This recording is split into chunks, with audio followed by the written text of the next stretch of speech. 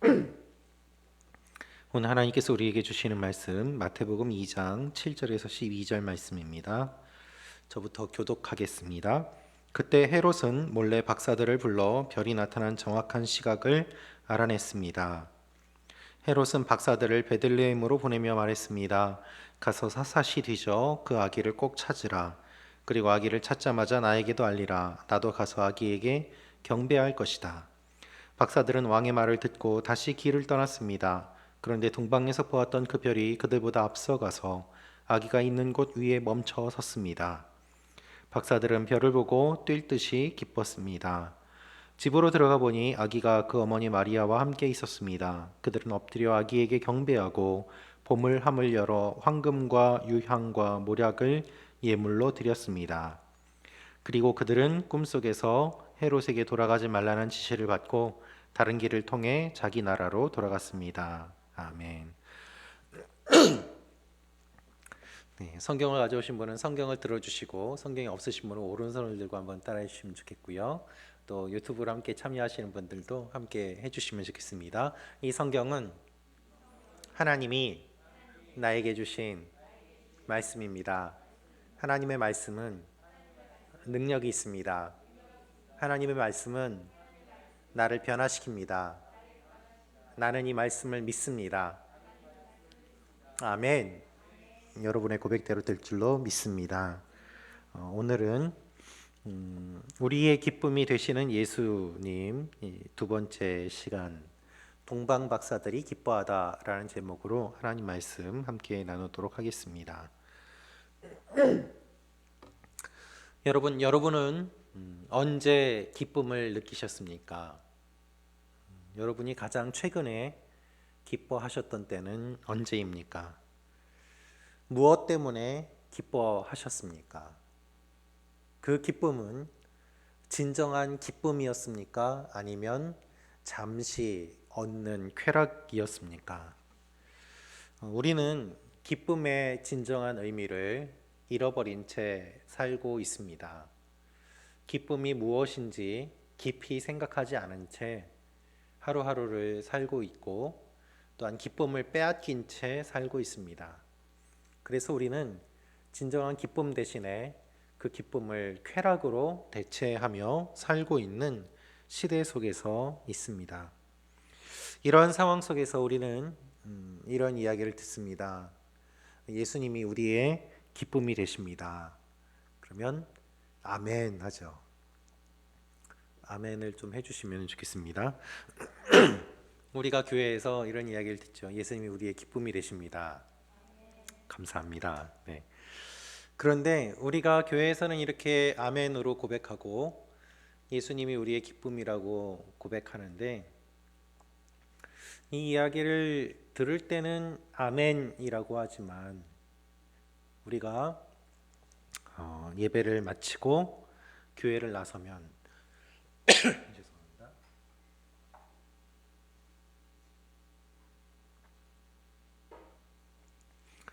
우리가 예배를 마치고 교회를 나서면 언제 그랬느냐는 듯이 기쁨이 사라지게 됩니다.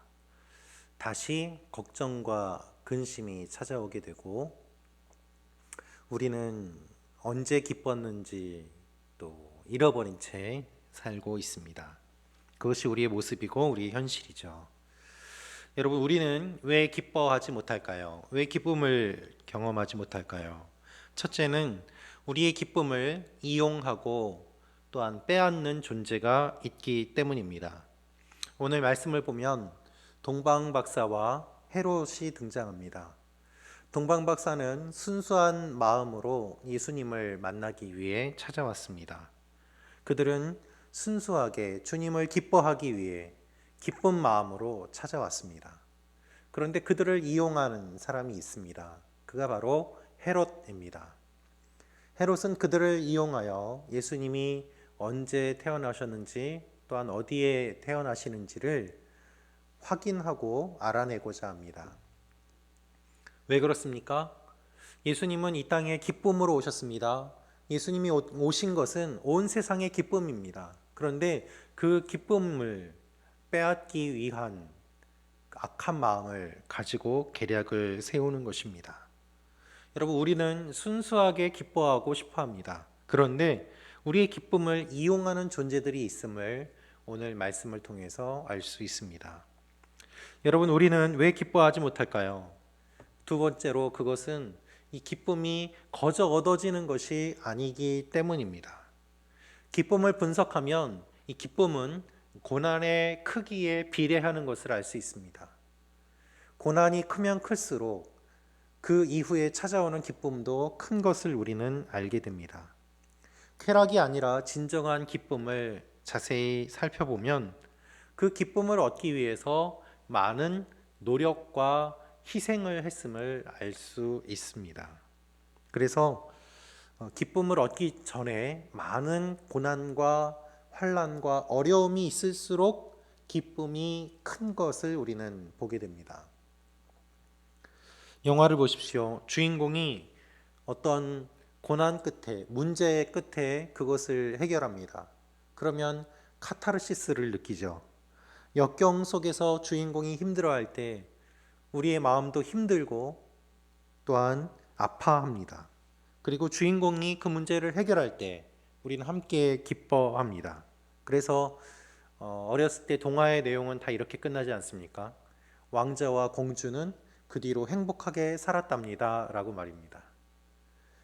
그것이 해결되고 나서 그 행복이, 그 기쁨이 계속되기를 바라는 마음이 그 구절에 담겨 있는 것이죠. 여러분, 그런데 우리의 인생은 어떻습니까? 어떤 분은 이렇게 이야기를 하기도 합니다. 목사님, 그거는 동화니까 그렇죠. 그건 영화니까 그렇죠. 어떻게 결혼해서 행복하게 그렇게 아무런 문제 없이 계속 잘 살 수 있습니까? 영화를 봐도 비극으로 끝나는 영화도 얼마나 많이 있습니까? 네, 맞습니다. 우리의 인생은 영화 같지 않아요. 그래서 슬퍼요. 그래서 어쩌면 사람들은 더욱더 영화를 좋아하는지도 모르겠습니다. 우리의 현실과는 달리 그 문제가 해결되고 기뻐하는 모습을 보면서 나의 인생도 영화처럼 이렇게 끝났으면 좋겠다라고 생각하기 때문이죠. 그러나 여러분, 슬퍼하지 마십시오. 아직 여러분의 인생은 끝나지 않았습니다.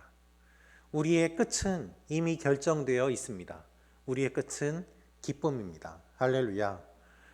그렇기 때문에 우리가 위로를 받을 수 있는 것입니다. 주님은 오늘 이것을 말씀하십니다. 기쁨을 빼앗으려는 이 존재를 뚫고 기쁨의 근원인 예수님을 만나는 이 사람들을 통해서 우리에게 다시 한번 기쁨이 어떠한 것인지를 알려주시고 우리의 기쁨의 근원이 되시는 예수님이 어떤 분인지를 말씀하고 계십니다. 오늘 등장하는 사람들이 있습니다. 바로 동방박사들인데 그들이 한 모습을 통해서 우리가 이 말씀을 중점적으로 살펴보도록 하겠습니다. 자, 본문을 통해서 알 수 있는 첫 번째 사실이 있는데요. 그것은 기쁨을 빼앗으려는 악한 세력들이 있다는 것입니다. 마태복음 2장 7절에서 9절 말씀 읽겠습니다. 시작. 그때 헤롯은 몰래 박사들을 불러 별이 나타난 정확한 시각을 알아냈습니다. 헤롯은 박사들을 베들레헴으로 보내며 말했습니다. 가서 샅샅이 뒤져 그 아기를 꼭 찾으라. 그리고 아기를 찾자마자 나에게도 알리라. 나도 가서 아기에게 경배할 것이다. 박사들은 왕의 말을 듣고 다시 길을 떠났습니다. 그런데 동방에서 보았던 그 별이 그들보다 앞서가서 아기가 있는 곳 위에 멈춰 섰습니다. 여러분, 동방에서 온 박사들이 헤롯을 만났습니다. 그들이 헤롯을 만난 이유는 무엇인가 하면 예수님이 태어날 것을 그들은 알았습니다. 아니, 예수님이 누군지 정확히는 모르지만 하늘에 신비한 별이 뜬 것을 보고 평범한 사람이 아닌 위대한 인물이 태어날 것이라는 것을 그들은 생각하였고, 또한 그러한 분이 태어난다면 당연히 왕궁이겠거니 하고 헤롯이 살고 있는 왕궁에 찾아왔던 것입니다. 그러나 헤롯은 처음 듣는 소리였습니다. 헤롯은 자신이 아닌 다른 사람이 왕이 될 것이라는 이야기를 듣고 놀랍니다. 그리고 7절을 보면 몰래 그들을 불러서 이야기를 했다고 말하고 있습니다. 떳떳하고 정당한 것이 아니라 몰래 불러서 이야기를 하는데, 정확하게 언제 별이 나타났는지, 어느 장소에 예수님이 태어날 것인지에 대한 내용을 물어보았습니다. 그리고서 하는 말이 바로 8절입니다. 헤롯은 박사들을 베들레헴으로 보내며 말했습니다. 가서 샅샅이 뒤져 그 아기를 꼭 찾으라. 그리고 아기를 찾자마자 나에게도 알리라. 나도 가서 아기에게 경배할 것이다. 여러분, 이 말씀을 보면 어떠한 생각이 드십니까? 정말 예수님을 만나서 경배하고자 하는 마음으로 이와 같은 제안을 했을까요? 아니요, 그렇지 않습니다. 여러분도 다 아시지 않습니까? 다른 의도가 있는 것이죠. 예수님께서 태어나신 것은 온 세상의 기쁨입니다. 하늘에는 영광이요, 땅에서는 하나님의 사랑을 받은 사람들에게 평화가 임하는 놀라운 일이었습니다. 하늘도 땅도 기뻐하는 기쁨의 사건입니다. 동방 박사들은 먼 곳에서 순수한 마음을 가지고 예수님이 계신 곳으로 왔습니다. 그런데 헤롯은 그렇지 않은 거예요. 헤롯은 기쁨을 빼앗으려고 합니다. 예수님을 죽이려고 하고 자신의 지위를 지키려고 합니다. 나 외에 다른 왕을 허용치 않겠다라는 마음으로 잔혹한 계획을 세웁니다. 예수님을 죽이려고 하는 계획이었던 것이죠. 여러분, 기쁨 가운데에서도 이와 같은 일을 계획하는 악한 사람들이 있습니다. 악한 세력들이 있습니다. 여러분 주위에 혹시 이런 사람들이 있었습니까? 이렇게 악한 사람들은요, 겉으로는 웃어요. 자기의 계획을 잘 드러내지 않습니다. 겉으로는 축하합니다. 그러나 뒤로는 칼을 갈고 있습니다. 회사에서 승진할 때를 한번 생각해 보십시오. 사람들의 마음이 다 다릅니다. 진심으로 축하해 주는 사람도 있지만, 반대로 입으로는 축하하지만 속으로는 시기하고 질투하는 사람도 있습니다. 어떤 사람은 겉으로는 축하하지만 뒤로는 그 사람의 약점이 있지는 않은지 조사하는 사람도 있습니다. 결정적인 순간에 저 사람을 쓰러뜨리기 위해서, 저 사람을 공격하기 위해서, 저 사람이 나보다 늦게 들어왔는데 나보다 먼저 승진을 해? 나보다 실력이 없는데 나보다 먼저 승진을 해?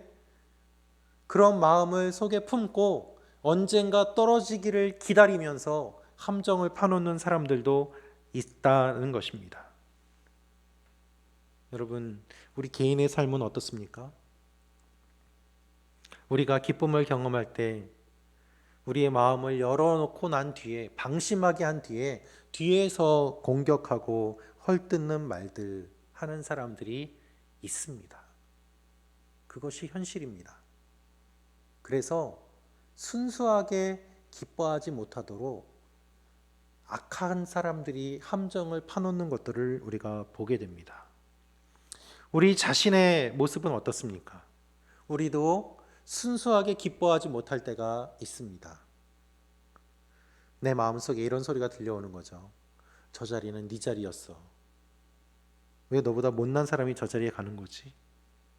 내 마음속에 또 다른 소리가 막 들려오면서 내가 기뻐하지 못하도록 우리에게 여러 가지 공격을 하고 함정을 파놓는 악한 존재들이 있음을 우리는 알아야만 합니다. 그래서 함께 즐거워하지 못합니다. 요즘 입시철이죠. 상대에 대한 배려도 중요합니다마는, 그렇기 때문에 어떻게 보면 예를 들어 우리 자녀가 학교에 입학을 했는데 떨어진 사람을 생각해서 기뻐하지 못하는 거예요. 그것이 좋게 보면 배려일 수도 있지만, 어떻게 보면 함께 기뻐하지 못하고 서로 기쁨을 잃어버리는 하나의 모습이 되어가고 있지는 않나 하는 생각도 듭니다. 제가 신대원 공부할 때의 일이었습니다. 입시를 공부하고 시험을 봤습니다. 그런데 기도해 주신 많은 분들이 계셨거든요. 제가 떨어졌어요. 재수해서 신대원에 들어갔는데 떨어지고 나서 그 결과를 본 그날에 기도해 주셨던 분들께 제가 일일이 연락을 드렸습니다. 떨어졌습니다. 기도해 주셔서 감사합니다. 그분들이 오히려 고마워 하시더라고요. 왜냐하면 붙었는지 떨어졌는지 물어보기가 어려웠는데 먼저 연락을 줘서 고맙다라고 이야기를 하셨어요. 그리고 계속해서 기도해 주겠다고 말씀하셨고 그 다음에 신대원에 입학을 하게 되었습니다. 어떤 분은 열심히 기도해서 학교에 입학을 했는데 본인이 입학한 사실도 알리지 않고 가족들만 기뻐하시는 분도 계시더라고요. 여러분은 어떻게 생각하십니까? 우리가 순수하게 기뻐하지 못하도록 우리 사회는, 우리 주위는, 내 마음은 여러 가지 것들을 생각하고 있지는 않습니까? 여러분의 기쁨을 빼앗는 것이 혹시 있지는 않습니까? 기쁨의 자리에서 함께 기뻐하지 못하고 분노에 휩싸여 있지는 않습니까? 내 마음에 떨어진 기쁨이라는 그 씨앗을 어떤 새가 와서 쪼아서 물고 가고 있지는 않습니까? 그 새는 무엇입니까? 여러분, 우리에게 이 악한 세력들이 있음을 우리는 깨달아야 합니다.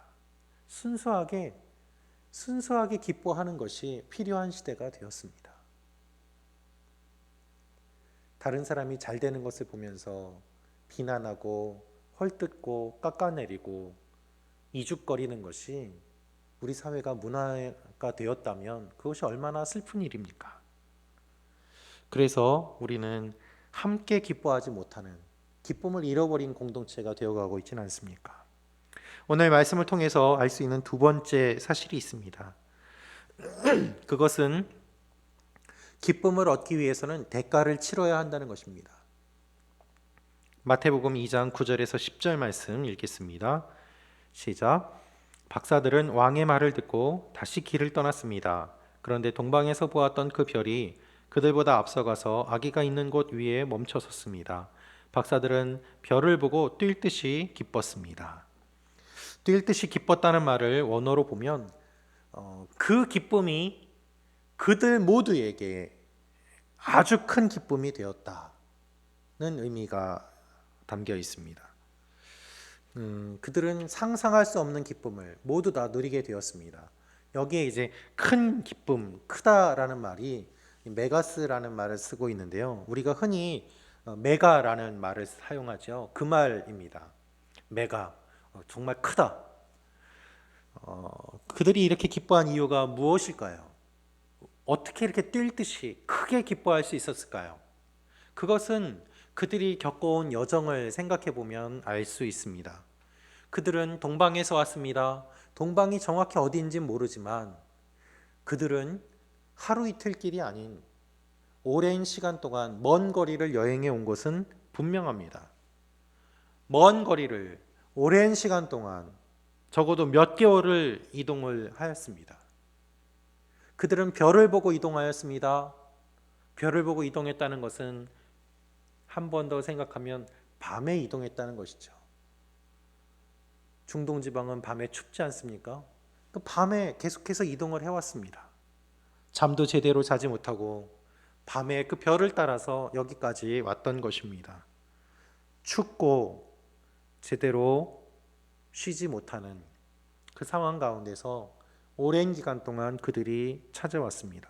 많은 어려움을 겪고 시행착오 끝에 드디어 예수님이 계신 그곳, 아주 작은 마을에, 아주 작은 집에 그들이 찾아오게 되었다는 것이죠. 그래서 그들은 기뻐합니다. 여러분, 우리의 기쁨은 거저 얻어지는 것이 아닙니다. 기쁨의 깊이는요, 다 달라요.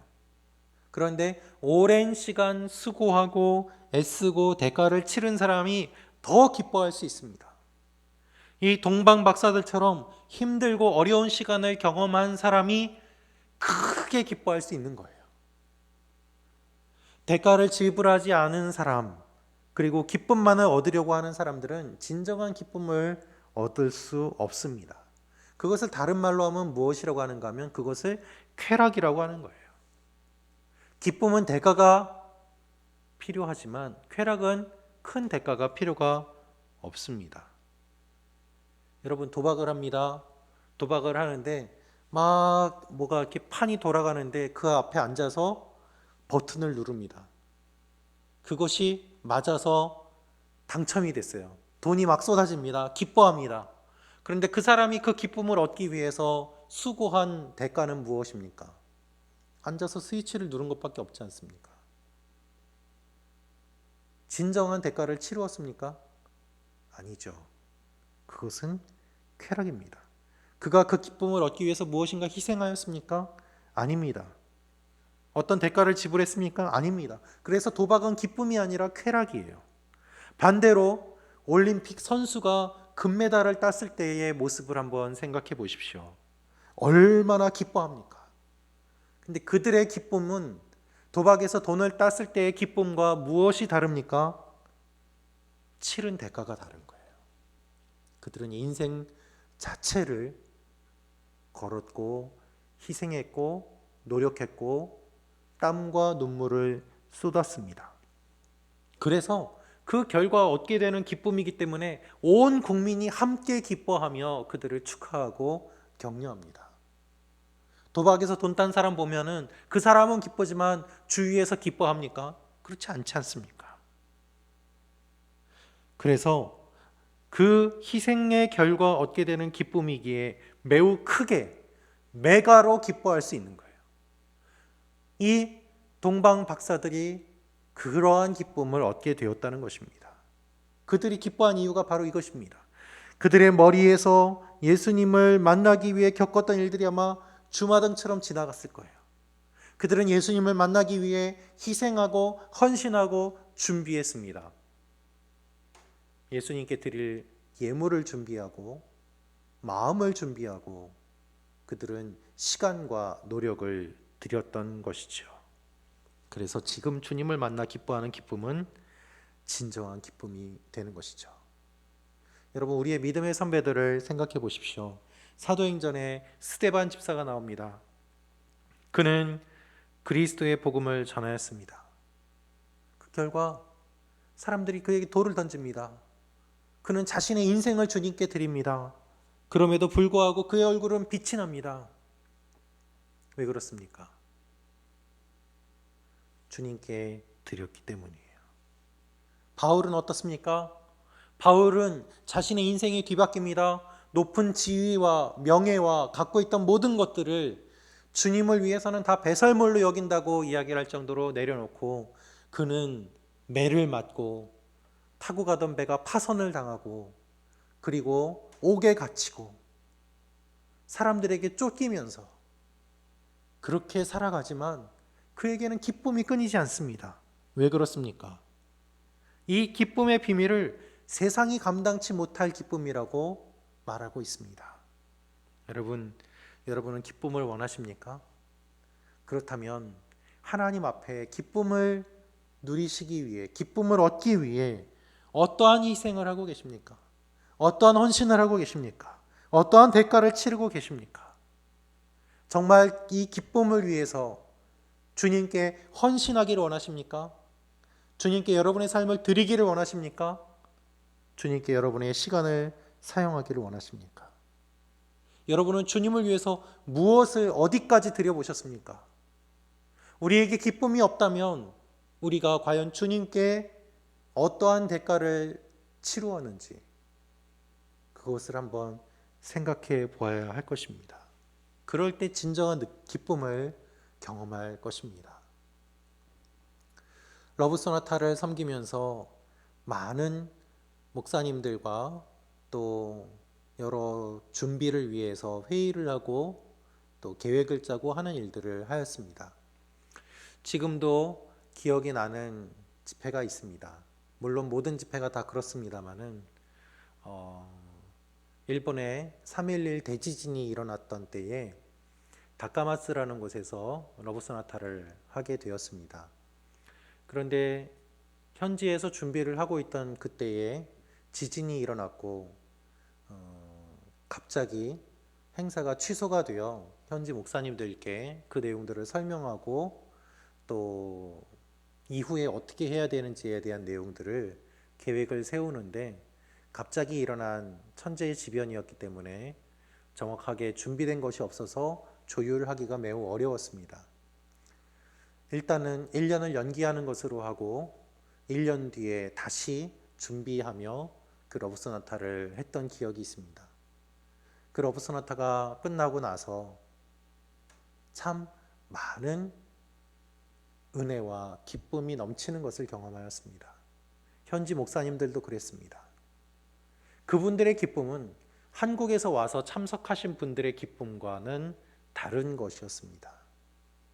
왜 그랬을까요? 그 어려움 가운데 그것을 뚫고 준비한 그 모든 것들이 있었기 때문입니다.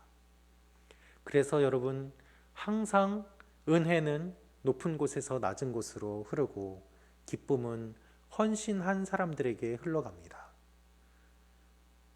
묵묵히 보이지 않는 곳에서 하나님께서 주신 일들을 섬기는 그분들에게 세상이 알 수 없는 기쁨이 흘러넘치는 것이죠.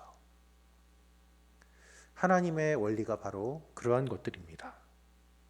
그래서 우리를 위하여 십자가에 달려 돌아가신 주님, 가장 많은 희생과 가장 많은 헌신과 가장 많은 물과 피를 쏟으신 분이 주님이시기 때문에 주님이 기쁨의 근원이 되시고 주님은 기뻐하실 자격이 있으시고 주님과 함께 있음으로 말미암아 우리도 기쁨을 누릴 수 있게 되는 것입니다.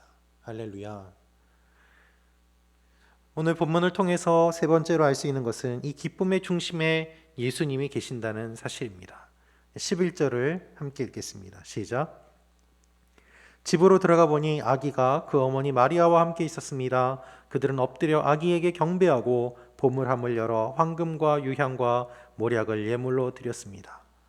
동방박사들이 집으로 들어갑니다. 집으로 들어가 보니 아기가 어머니 마리아와 함께 있었다라고 기록되어 있습니다. 그들은 예수님을 보았습니다. 그들은 예수님을 만났습니다.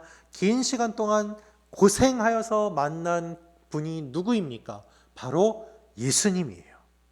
예수님 때문에 먼 길을 떠났고 예수님 때문에 고생하였습니다. 동방박사들이 드디어 예수님 만납니다. 여러분, 동방박사들은 지혜로운 사람들입니다. 높은 지위에 있는 사람들입니다. 당시의 최고 학자입니다.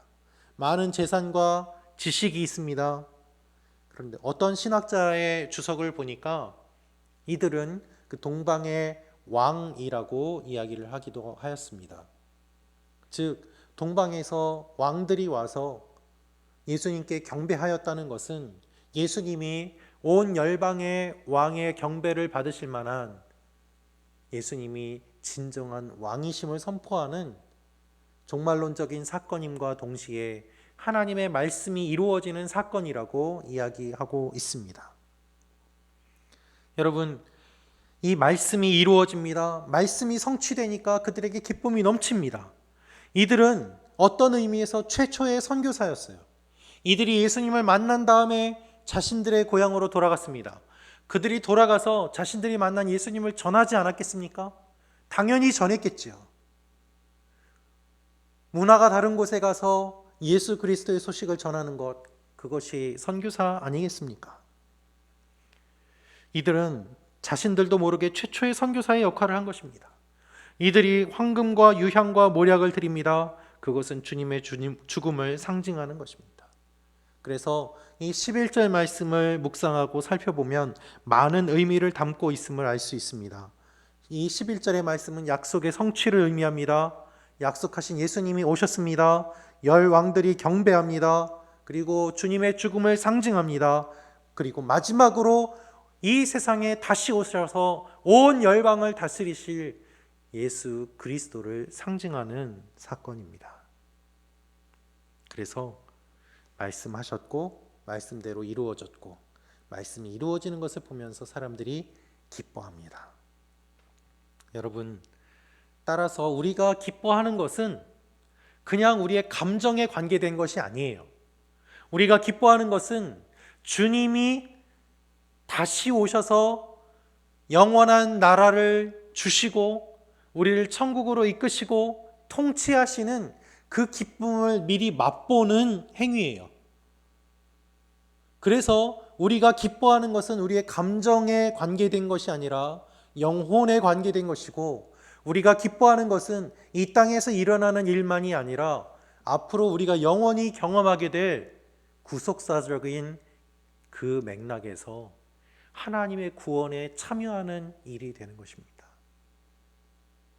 기쁨이라는 것은 그렇게 놀라운 영적인 의미가 있기 때문에 그 기쁨을 빼앗기 위해 계속해서 사단이 우리를 공격하는 것이죠.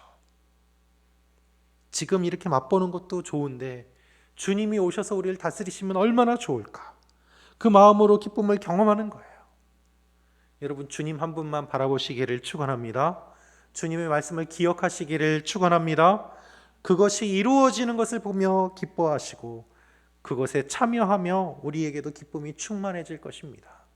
그래서 우리가 쾌락이 아니라 기쁨으로 주님 주시는 기쁨이 우리 가운데 충만히 흘러넘칠 때 주님 만나기를 더욱더 사모하는 일들이 일어나게 됩니다. 이 기쁨의 중심에 예수님이 계세요. 예수님은 기쁨의 중심이 되시고 근원이 되시고 기쁨의 모든 것이 되시고 주님 때문에 기뻐합니다. 할렐루야. 여러분, 오늘 말씀을 보면 헤롯이 동방박사를 속이려고 듭니다. 동방박사들은 자신들이 이용당하는 것도 모르고 예수님 한 분만을 찾아서 길을 떠납니다. 헤롯의 그 악한 계획과는 관계없이 그들은 예수님만 찾는 것이 목적이었습니다. 그들이 예수님을 찾고 만나고 기뻐하니까 어떤 일이 일어납니까? 하나님께서 그들에게 나타나셔서 다른 길로 가라고 말씀하세요.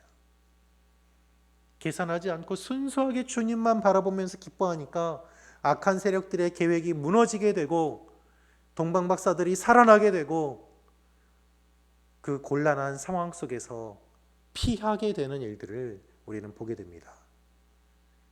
하나님께서 그렇게 인도하실 줄로 믿습니다. 여러분, 주님을 만나는 동방박사들은 기쁨이 넘칩니다. 우리가 주님을 만나고 기뻐하는 것은 영원히 천국에서 기뻐할 일들을 미리 맛보는 것입니다. 그것을 기억하십시오. 우리가 기쁨을 누릴 때 빼앗으려는 악한 세력이 있습니다. 대가를 지불할 때 지불한 만큼 기쁨의 크기가 커집니다. 우리 기쁨의 중심은 예수님입니다. 여러분, 예수님을 위해서 대가를 지불합시다. 주님만 바라보고 나아갑시다. 주님을 마음에 모십시다. 그래서 주님 한 분만 바라보며 순수하게 주님 앞에 나아갈 때 우리의 기쁨을 빼앗으려고 하고 모든 악한 세력들의 계획들이 실패하고 주님의 영원한 기쁨이 넘치며 주님의 통치가 우리 가운데 임하게 됩니다. 이 일들이 여러분과 저의 삶에 일어나기를 주님의 이름으로 축원합니다. 하나님이 여러분을 사랑하십니다.